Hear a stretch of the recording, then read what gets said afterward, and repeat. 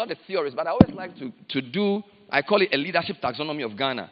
In my reflections, I was speaking to the Chevening scholars. This is a lecture I gave in May, and they wanted me to talk about leadership, and I was reflecting on Ghanaian leadership. So I came up with 7 leadership typologies I noticed in Ghana. When I'm done and it's not right, Professor Hinson will correct it. He is a greater leader coach. But here are the 7. I call the first group the firm stabilizers. So there are every leader's job is defined by the times they're in. Now, the reason this is important is that we must understand what time we are in to know the kind of leader we want. I interviewed a gentleman a few days ago. A lot of his supporters were angry with me because they felt like I was embarrassing their leader. A lot of the older generation were happy with me because they said I had exposed somebody who wasn't that deep. Whether you are on this side or that side, you need to understand the context that you're in. So my point is that if you don't know the time, you can't know the kind of leader we need. Every time demands a different leader. So in Ghana, I've noticed that in our history, there was a period we needed what I call firm stabilizers.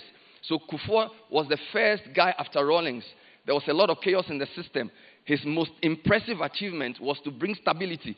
That handover from Rawlings to Kufuor was very critical for the 30-year democracy. It's the longest republic we've had.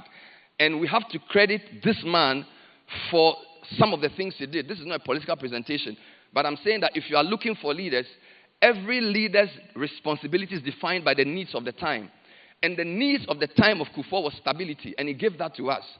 I think it was the things he did after Rawlings handed over that have set the scene for what we have today, good or bad. So he is one of the firm stabilizers. The second one I choose is this woman. She swore in 3 or 4 presidents. She was incredibly God-fearing. She hasn't done many interviews. I was privileged to speak to her a few times, and you can tell the steel of the woman. She brought respect to the judiciary. Now, you don't have to do everything to be great, but this one thing you must do. The question is, do you know your job as a leader for this time? What is the most important thing you must do as the head of that unit that will keep that organization running for the next 20 years?